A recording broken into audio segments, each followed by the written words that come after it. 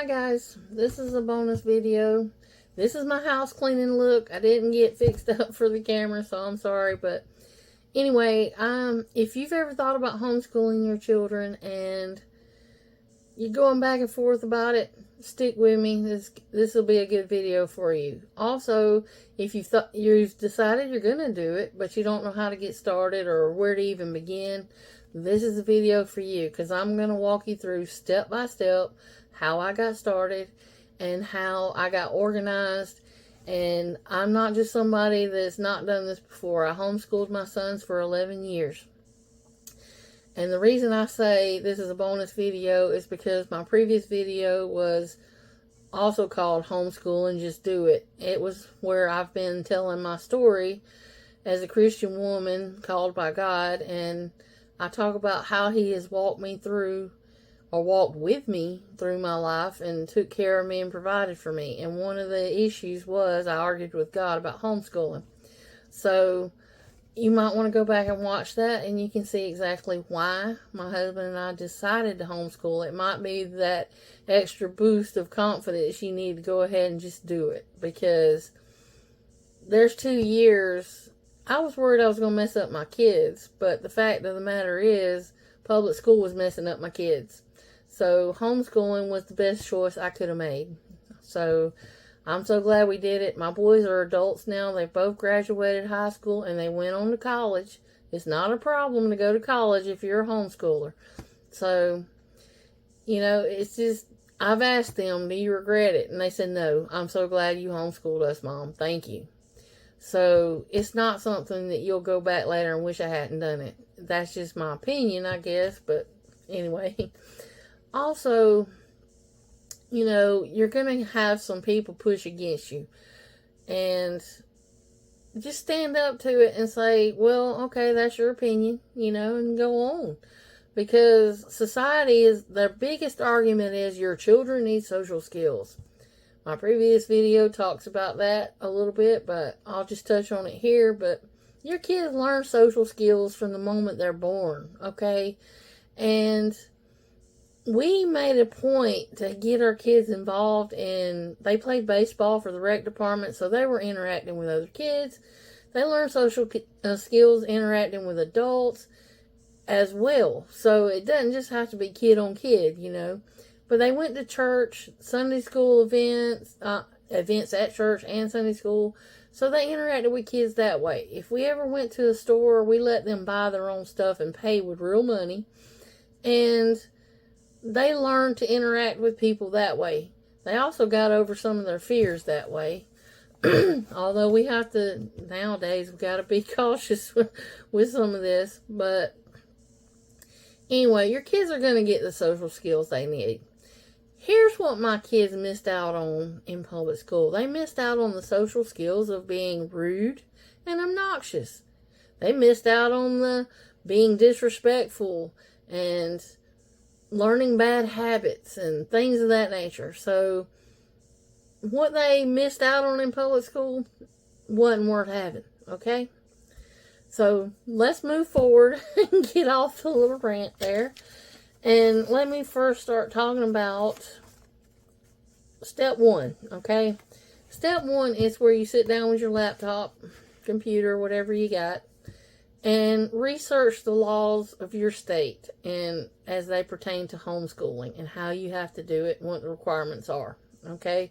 So make sure you're up front with that. Now, my state where I live is pretty simple.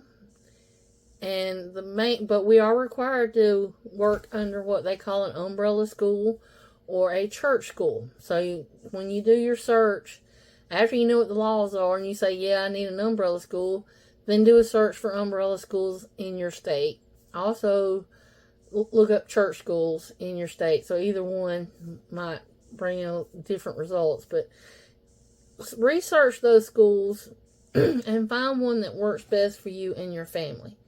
Okay, some of these homeschools or umbrella schools, they require you to go to monthly meetings. Some of them require you to interact with other parents. That's part of their dealing with the social skills things, that you get together with other parents and other kids who are in homeschool and y'all can do things together. Now, some of it's fun. They'll go on, little adventures, like they'll take a trip to the zoo all together and things like that. But that's not what I wanted for us. I didn't want to have to be stuck to a monthly ritual of going to these meetings, making sure that we're doing what the school wants us to do and stuff like that. There's also some that are online. You have to sit down on your computer every day. Say at 7 o'clock's a little early. Say at 9 o'clock every morning you got to sit down at the computer for this particular class. And you're actually taught online. It's like a virtual classroom. It's a lot like they did during COVID. I'm not fond of that either. So, but like I said, if that's what works for you, I'm not telling you what to do. I'm just telling you what I did. Okay. Personally, I found an umbrella school that's completely hands off. Okay. There are certain requirements I have to do to turn in information to stay legal. Okay. I mean, if you don't send your kids to school, they want to put you in jail for truancy and all these other issues. So in order to be legal, you have to, do what and your umbrella school will walk you through some of this. Let me go through some of the things that my school requires. One, you have to start out, you're going to have an admission form and an admission fee. Okay. And for my school, that admission fee was $25, and you fill out the form, okay? Then there's a new member fee. If you've never done homeschooling before, you pay that one time, and it's not per person, it's per family. And our school was $100. So that's $125 to get started. Then there's an enrollment fee of $75. Now that is a yearly fee. It's like paying tuition. If you went to public school, if you went to a private school, you'd have to pay tuition or an enrollment fee. So that's kind of what I looked at it. It's a yearly tuition, and it was $75. And once again, it's per family, not per person. So to get started that very first time, it's $200. Now it could be different. I haven't homeschooled. My son graduated in 2018. So things could have changed a little bit in the price range. But a lot of these schools, they're not doing this to make a lot of money. They're doing it to help families. So I can't imagine the fees have changed much. Once again, the enrollment fee is once a year. And you have to pay it by a certain date. I think it's got to be paid by August 1st. But your school may have a different requirement. But they got to have that enrollment fee and your check before that date. So, because they have to be able to turn it into your local school board that yes, they are enrolled in school, and you and your spouse, if it is in that situation, are listed as teachers. So you're now a teacher, but you're also an administrator and so forth. So anyway, that keeps you legal. And at the end of the school year, there will be some things you have to mail back to your school. And once again, there'll be a deadline. I think it's like June 1st. There'll be a deadline where you have to send in your enrollment, not enrollment, but your attendance records. And I think that's pretty much it. But there's some things you have to keep on hand just in case your county school board ever wants to call you up, which we never had happen. But you've got certain records on hand as well if you ever had to deal with that. You have to keep a sample of your kids' work. What I would do is I'd keep a copy of their unit test. Every time they took a unit test, I just saved that. And I kept a few samples of their handwriting. They did take spelling tests every week, and we'll talk about that in a minute. So there was some things that once they're done, you're done, okay? Now, part of that, like I said, your umbrella school will help walk you through it. There's going to be some other forms you have to fill out. One, you're going to have to fill out a withdrawal form. This withdraws your child from public school, okay? Then there's going to be another form you have to fill out where it's called a records request. That is where, and I don't remember if you sent it to the umbrella school or I'm not sure, just your umbrella school will let you know. But anyway, you're going to do a records request, and the public school where your children were previously enrolled will send you all their school records. So it'll be like you're the principal. Then there will be a withdrawal. We already did the withdrawal form, but there'll also be one that's a withdrawal notification form that you fill out. That's how they notify your county school board that you're actually withdrawn from the public school, but you are in school. So that's part of that. And then, of course, your enrollment form we already talked about. So I think that's it for forms and how to get connected with your school.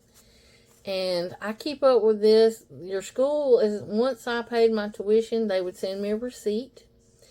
And I would have a copy of my enrollment form, and I kept that in my notebook all year, that we were enrolled and that we had a receipt and had it paid. And I will show you some of that in a minute. Okay, I'm going to go into how to get organized and stay organized and how I did it. I'm going to talk about curriculum just for a second here, and I'll go a little more later. But one of the reasons I chose school I did is I could be hands off. I mean, they're hands off. I'm hands on. I decide what the curriculum is.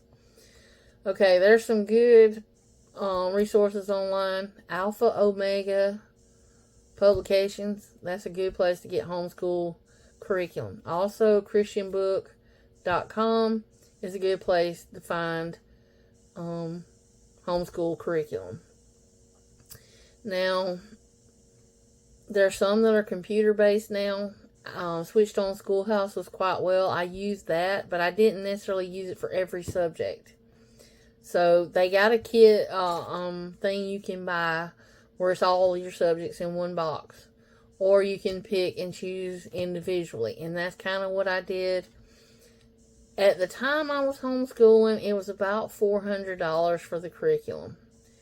Now, keep in mind, that's a one-time thing at the beginning of the year, and you don't have to pay it again until you need more curriculum next year. But what I did was, I took any curriculum my oldest son used, and I just hung on to it.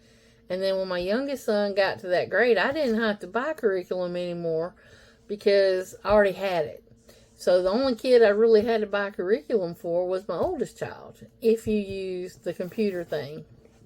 Now, I think Switched On Schoolhouse has gone more to an online thing. Like I said, my son graduated 2018, so some of that's online now. I think more so you go in and download stuff maybe, because they used to have these codes you had to put in to make sure you were using the, you didn't steal it or something like that. But anyway, what I like to do for math was to use books. And I'll go into that in a little bit. But for math, I didn't like using the computer because you have to go in and enter numbers into these little squares. And sometimes the numbers wouldn't stay. It was a little confusing. I think the computer version of math just wasn't proficient. Okay, maybe they worked some of the bugs out, but I like my son being able to go in and write out the problem the same way I did. Each subject had a notebook, whether it was on computer or not. They took notes, things like that. So also with math, I didn't use a lot of scratch paper. We would get a dry erase board, one of those 8x10 ones at the Dollar Tree, and a marker, and each problem they could write it out and erase, and then do the next one, and put if you're doing the computer version especially, you can work the problem out on your board and then type the numbers into where they go on the computer. Okay, but like I said, I'll switch to books to where we didn't do that. But it is still good to use for scratch paper, and it's also good for one-on-one instruction. I could write it out instead of having to stand up for the dry erase board on the wall. I would sit by him and say, okay, this is the problem. Walk and help walk him through it, especially if it's something he was struggling with. So, anyway, let me move on. I'm going to switch my camera around here and show you how I got organized and see if any of it's helpful for you. Hang on. Okay, this is a 3-ring binder. This one's probably not quite as big as it should be, but it's one I had on hand to show you. So, This was something our school required. This is the attendance record we would have to mail in at the end of the school year. Highlighted are school days. If it's not highlighted, that means it's not a school day. At the end, we would total up the number of days we actually had school. So this would be 5, 10, 15. And when I would write a 15 right there. Now see, that's a Monday, the 10th. I'm just pretending we're starting school August the 10th this year. So 5 days are highlighted. That's the weekend. 5 days, weekend, 5 days. Okay. Now, if you get down here to November and say the week of Thanksgiving, you would not highlight those. Those would be left unhighlighted because they're not school days. We always took a week off for Thanksgiving, and we took a week off for Christmas. But anyway, at the end of the year, you total up the number of days. Our particular state requires 180 days of schooling. So this is what I would do. This is the actual calendar I use. This took a little copy and paste. But I put I started with August and finished with May. And I highlighted ahead of time what was going to be school days so I could count them up and make sure I was hitting that 180 day mark. Okay, and I circled right here. I got my weeks confused, but anyway, the days I circled were report card days. So I knew every 9 weeks I was going to issue a report card to my boys. Okay, and I got this covered up for personal information. Those are my ID cards for being a teacher. But anyway, so this was highlighted because those are school days. These are the weekends, of course, Saturday and Sunday. So if you notice right here, see, a week is not highlighted because it's December 25th right there. It was Christmas. And also, that's pretty much the only days. We finished up by May 18th. But there are times when we have finished up the last day of April. Anyway, so that helped me stay organized and plan ahead, so I knew what the days were going to be to start with, that I got the 180 days in. And before I started marking up my other sheet, okay? Start with planning. This is my enrollment form, and I'm not going to go into that as personal information. This is an example of one that I actually turned in. This is where we highlighted school days. I highlighted different. I actually got to where I scanned this onto my computer and highlighted it on the computer, and then I could print it out. But nothing wrong with using. And this is actually 2 grades. This is how my son graduated a year early, my youngest son. So I'm going to not talk about that right this minute. Now, inside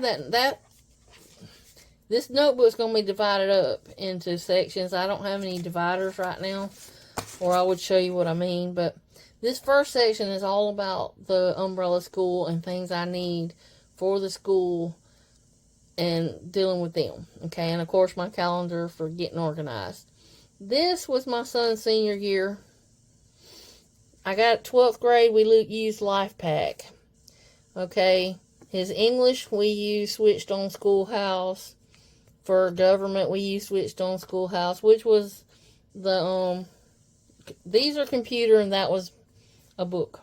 So, that was interesting. There, okay. Now, we taught Bible every day as a class, but the state requires a math and English, a science of some kind, and history. And so, there was one year, one of our electives was civics, where he learned state history and so forth. They've also, through the years, they've taken things that were like, I don't know, music, karate also we counted as an elective. So, I'm just trying to walk you through some of these forms right now. But, so I always put this in front of my son's section. So I had, section 1 was my oldest son, which he had graduated already at this point. And then section 2 was my youngest son. So if you've got more children, you could give them their own individual notebook if you wanted to. I just like keeping it all together because this is for me to use. But anyway, I kept a record of what I taught and with what. Now, this is an actual example of my son's lesson plans. So, hold on just 1 second here. Okay, each one of my boys had their own individual folder like this with a pocket.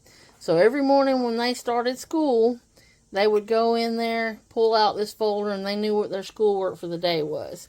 I used a word processor program, and these are the things I created to keep up with their lesson plans. So that's Monday through Wednesday, and then the backside said Thursday through Friday. Okay? So I got to a point where all I had to do was come in here each week and change the dates in my header, and then change what was on these lines for assignments. And there's a second ago, hang on. Here's an example right here. This was the Unit 1, Section 1. Usually each section of the schoolwork was divided up into 3 quizzes. And then you would switch over to the new unit. But anyway, it gives the page number that he was supposed to do for that day. And then these were his computer classes. That was the name of the lesson for each of those. And then at the end of the day, we would give them a daily grade for their schoolwork. Anything other than 100 was not an option. If for some reason we switched on Schoolhouse, you get 5 tries to get it right. The idea at this point is to know what you got wrong and fix it. So their daily grade was always 100, and I'll go over that in a minute. But if they got something wrong, they kept doing it until they got it right so that it was 100. That was the point of the whole thing. So in my 3-ring binder here, at the end, once we were at the end of the week and Friday was all done, we would take these lesson plans, I'd poke holes in it and keep it in this notebook. And then I had a divider that had pocket numbers where I could see this is a whole thing full of lesson plans for the year. Now, this is where I would keep up with some of their samples of work. This right here came out of the unit test section. This is actually the unit test. He got a 92 on this test. But this was for Bible. But at the end of it, I would keep up with the quizzes and the unit tests, and then I'd poke a hole in those, and those were how I kept up with his sample work, as you can see. And now, also his consumer math was Life Pack, so that's good. Then, okay, so walk you through that. Now, this was a summary. When we got to the end of the school year, his first 9 weeks grades, his second 9 weeks, third, fourth, and then his final. So at the end of the year, I knew what his final grade was for the year, and that's what I transferred over to his transcript form, which I had created. Let me see. This is the transcript. I erased all my personal information. But this was his actual transcript. And at the end of the year, I would take what was on his report card sheet and average it out, and then that was his end of the school year grades. And so this transcript will come in handy when they go to college later. 4th grade's not really going to matter. It's going to be the 9th through 12th grade. That's what matters, okay? This is actually a copy of my oldest son, because he went to public school up through the 3rd grade, so his transcript started at 4th grade. And so I just used a spreadsheet. No, excuse me. This is regular word processor program. I changed the aspect on the thing to landscape, and then I created these tables like this. It kind of follows along with what the public school used, so that's how I came up with it this way. But I had all the same information as public school uses and the grades. And like I say, when they get finished, that's going to be how you get them into college. So that's necessary. Also, so you got your weekly report card. And that's kind of how I gave the boys their report card. You know, here you go, here's your report card for the week. And so, then the next one. And I kept this on my computer, so every time, all I had to do was go back on my computer and just type those in and then print a new one. Okay. So, where do those grades come from? That's where this form comes in handy. This is what I created. I used the spreadsheet program for this one because there's some math involved, and I used the formulas in each square, and so it done all the grading for me. So here's what we did. I had it to where this is test 10. So it's unit 10, section 1. So I just typed in what the test was for. These are the quizzes. So you wouldn't have a grade here because they're not a quiz. So the quizzes went on the top line. The unit test went on the second line. See, the unit test was here. And then daily grade, because it's 100 every day, I just put it at the end. There wasn't no point in putting in all those 100s. So, but anyway, this right here gives you the score for all those. So what I did was your daily grade counts as 1/3. Your quizzes count as 1/3. And your unit test count as 1/3. And that gives the unit test a little more strength because there's not as many of them. So we average those three numbers together, and that's how you got the grade that went on their report card. So just to highlight, this is what we did to keep up the grades for the 9 weeks. Once the 9 weeks was over, I would put it on this as like the report card. And then at the end of the year, they went on to the transcript. And I keep up with that through however long they homeschool. And that, if you ever put them back in public school, you would also need that transcript. So that's why I did that. And like I said, this is how the boys knew what they were supposed to do every day. And they would put their daily grade on there. Alright. So that's somehow I got organized with that. So I went through dividing up the books and everything. Also, whenever we did spelling test, I always use this book. They would just number it here, call out the word, and that's pretty simple. So, for language arts, they had 2 books. Okay? They had a notebook like this, where they took notes, and then they had this where they take the spelling test. Every Friday, they had a spelling test. Okay? This is one of the old books, actually, Chemistry for 11th grade. It's now blank because I ripped everything out. But every year I would get notebooks for each subject. And they had to take notes. And they learned cursive. My boys learned how to write cursive. And they learned how to read cursive, of course. And so that's how some of that got done. Also, hang on, I'm going to show you something else. Okay, ignore my mess. But this right here is a big old sketch pad. This is how I taught math for some of those big graphs that come in helpful. And there's some of those you use over and over. I'll show you. This is a chart I made on the sketch pad. And there again, you can flip it. And I printed on my computer and just an acronym for the order of operations. They learn that.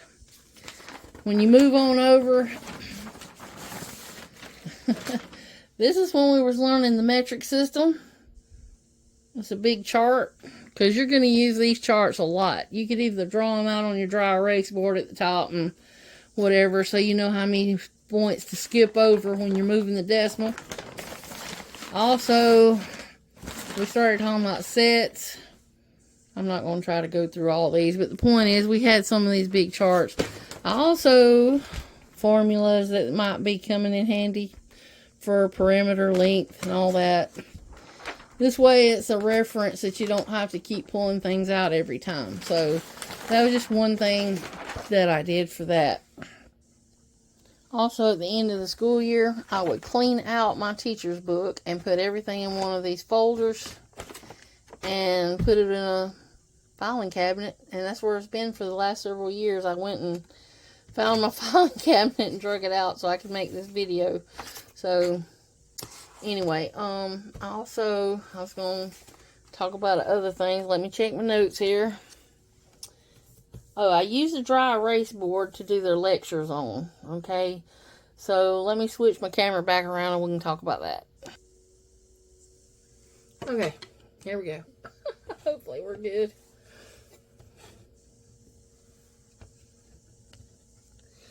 Alright. So, you're like, well, how do I school more than one kid? That sounds confusing. My boys had their own computers in their rooms, and their rooms were next door to each other. So how we set it up, they both had a desk in their room. We tried to keep them decluttered. One of my sons has ADD, so we tried to keep the spaces clear as we could for distraction reasons. But what I would do, we'd get up every morning at 7 a.m. That's just our schedule. We'd have breakfast, and then at 8 o'clock sharp, it was time to get started. So we kept the schedule just like if you were in regular school. I mean, you kind of have to do that. But I had a dry erase board in each boy's room, and what I would do is I go in there. Let's say we're going to do math first. I would go in there and I'd work out the sample problems from the lesson and work them out on the board and show him how to do it. And then I would turn him loose to go and do his work, whether it be in the book or on the computer, whichever subject it is. For math, it was in a book. So I would just turn him loose. He'd read through the how to do it if he needed to. And then I would step next door to my other son and do the same thing with him. Now, there were times when my husband and I would tag team, as you would. There were certain subjects I taught, and then the other subjects my husband taught. So I would do them both in math, and then I'd step out of the room and say my husband would come in and he would teach the next subject the same way. He would go in there with this son, and sometimes, depending on how long they take to work, he could be with one son while I'm with the other. So, you know, things flow pretty well doing that. Also, like I said, they had to have notebooks. Now, this is where I'm going to talk about curriculum a little bit. If we had, say, U.S. government was on computer, okay, my husband and I would take a day, probably usually Sunday afternoons when I did lesson plans, but I would make sure everything was set up on the computer to where they knew which day they could take that. There was a way to set the date to assign it to your child, so when it comes up on their screen, they know that that's their work for the day. So you have to adjust the dates so they'll know what their work is. So there's a teacher version where you go in with a password, and then there's the child's version. So there's a little icon on their computer where it's them or you, and they can't get into yours unless they know the password. So yours where all the answers is. You got the answer key, okay? But anyway, I would go in there and read through, because you got to know what's on the test in order for your child to really accurately study. So, you know, when I was in school, the teacher would do the lecture while we took notes, okay? One of them used this projector, and of course, I don't guess they use those anymore. They got these light boards and stuff, but anyway, we would have to write down the notes from the teacher, so it's kind of the same concept. So we don't know what it is because we didn't make the test, somebody else did. So we have to go in there and know what's on the test ahead of time, and we highlight it in the computer for our boys and say, okay, these are the notes and you need to write them down. And so they were required to write their notes in cursive once they learned how. I think it was 3rd, 4th grade we started learning cursive. So we had actual dry erase books that allowed them to do that. They could practice handwriting. So depends on the grade. You know, 1st grade, 2nd, 3rd grade, they had handwriting class. So anyway, don't want to drag this out too long. Point is that they had to take notes every day. And then before they started class on that subject, I made them read those notes. So like I said, if it was U.S. government, one of the things he had to do was go through and read all his notes from the previous days and then do today's. Okay. And at the end of the week, I'd give them a chance to study before their unit test or their quiz. I tried to put all the tests on Fridays and give them an easy day. It was easy for me, easy for them, you know. Go in there and take your test normally, and it's over. You know, I don't have to stand over them for that stuff. Now, some of the tests, of course, I'd have to go grade it. And when you get the life pack, for example, it comes with a teacher book. And then there's 10 units for each thing. Usually it's 10. And those are the kids' books. They're handbooks, and it's got the quizzes in it. But your book has all the answers, so that's another thing to keep separate. Okay. And I already talked about how you do the grades. You know, keep a record of those on the forms. So what I would do is at the end of the week, I would take their lesson plans out of their folder, take them in here to my computer, and I would enter their grades off their quizzes and stuff into the report card that I showed you, where it kept up with the averages. Now, at the end of 9 weeks, I would take all those numbers out, change the test at the top, because it'll be, you know, the next, we've already done those. So I would just change it. So in other words, what I'm saying is you don't have to print that form out and handwrite it and keep going back. I just kept it on my computer, so every week all I had to do was change the information and it was ready to go for the next 9 weeks. So I only had to do that every 9 weeks. For the lesson plan, I had to change those weekly. I would come in here, I'd sit down with their little books, flip through there. Okay, this is how many pages it is. I'd write the page number. This is what you're supposed to do for this day and this day and this day. Friday's a quiz, and this is on page so-and-so. So that's where the page numbers come from, out of the book. If it's off the computer, it's not a page number. It just tells you the name of the lesson. And there again, the computer grades everything then. All you got to do is sit down and write down what their grade is off that computer, and then just put it into your report card on your computer, if that makes sense. I hope I... So you take the grades off the computer, you bring it in here with the report card you have on, and put them in. So that way when you print it out, it's all in one place. And also, if something ever happens to that on your computer, you got the grades already. You know, you never know if something might go down and happen to your computer, and you've got that stuff, and the kids don't have to go do it all over again. So I think I have covered most of it.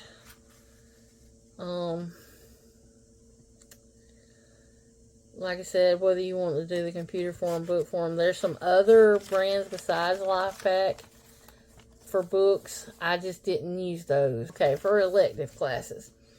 All those that I mentioned, curriculum, they do have electives. You can pick and choose. We chose to have a civics class, as I mentioned. And that's actually, that consumer math was an elective for my son. When you get to senior year, there's only 1 or 2 that's gotta get them. The rest, everything else is electives at this point. But we actually created a couple of our own electives. I went to photography school years ago, and so I went online and I found a photography course for one of my sons. He took an interest in it, so we went through and did a photography class. So, you know, that's just something extra. My youngest son, he wanted to be a veterinarian. He loves animals, and he actually changed his mind. He never went to vet school. He changed his mind right there at the end. But anyway, when he was young, we did a lot of, he had a book section about animals, and so he has all the knowledge of animals, whether he went into vet school or not. And so that's, you know, it was a way to gear toward his goal. And a public school don't do a lot of that. So that's another advantage of homeschooling, you know. And like I said, that senior year, they may change their mind, but at least you tried.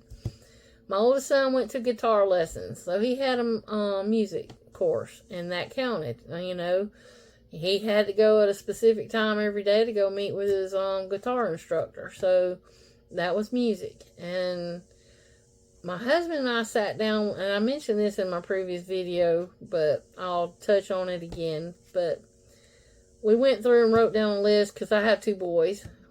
Name something that you think all young men should know how to do, and that's what we did. And we taught our boys off that list, and we counted that as a class. One had to do with automotive stuff, so they know how to change a tire, plug a tire. They know how to check the oil in their vehicles and how to put water in the radiator, things like that. Also, we taught them, they got to a certain age, we started getting them to pump our gas for us. And we were training them, you got to learn how to do it eventually. You're going to have to drive. So we did it with them for the first 3 or 4 times. And once they learned how, it's like, okay, go pump my gas. It was teaching them, and but we also had a cooking class, and we let them pick the menu. One son would cook this, the other son would cook that. They were learning how to measure. They learned how to substitute. They learned how to double a recipe. They learned how to cut a recipe in half. And so there's so many things in that. And it's like home ec when I was in school. I'm not sure they even teach home ec anymore. But my boys learned that. I also taught them how to sew a button on a shirt. Okay, that's not, sewing isn't really a guy thing, but they learned how to do that. So that's just some examples of how you can do your own curriculum and help guide your kids. And it's a way to make school fun as well. And so, I can't think of anything else at the moment. I've gone through my notes here, but if you've got any questions, you can go to my page on YouTube and send me an email and ask me some questions, or drop something in the comment and ask me a question, and I will try to answer it if I can. These form, let's see, DOCX files. So I'm not sure if you don't have the right reader, it's not going to help you. I don't use Microsoft Word, so hopefully, like I said, just do it, and you won't regret it. I don't think. It's a way for you to bond with your child too, honestly. And fact is, if you learned it, you can teach it. Teach them what you know. You can't do any worse than some of these public schools, and you're avoiding a whole lot of issues by having school in your home. They can go to the bathroom when they want. Another advantage of homeschooling, like one of my sons, he struggled a little bit with fractions. So, you know what? I just paused a minute and said, you know what? We're going to go over fractions again tomorrow. We can go off script on the lesson plans and make sure you got this, and then we'll move on. So I made a little adjustment. But, that's something they can't do in public school. So, and also if they decide they want a snack, that's another thing we scheduled in. After the first, at say a certain time, I don't know, I guess after the first 2 subjects, we're like, okay, y'all get a 15-minute snack break, or, go do this or go do that, and then be back here at this time. So, we try to keep it, scheduling helps. So, getting organized and sticking to a schedule, things usually go pretty smooth. And when they got done with their schoolwork, it was chore time, okay? So, but anyway, thanks. Like I said, if you got any questions, email me, drop a comment, and good luck.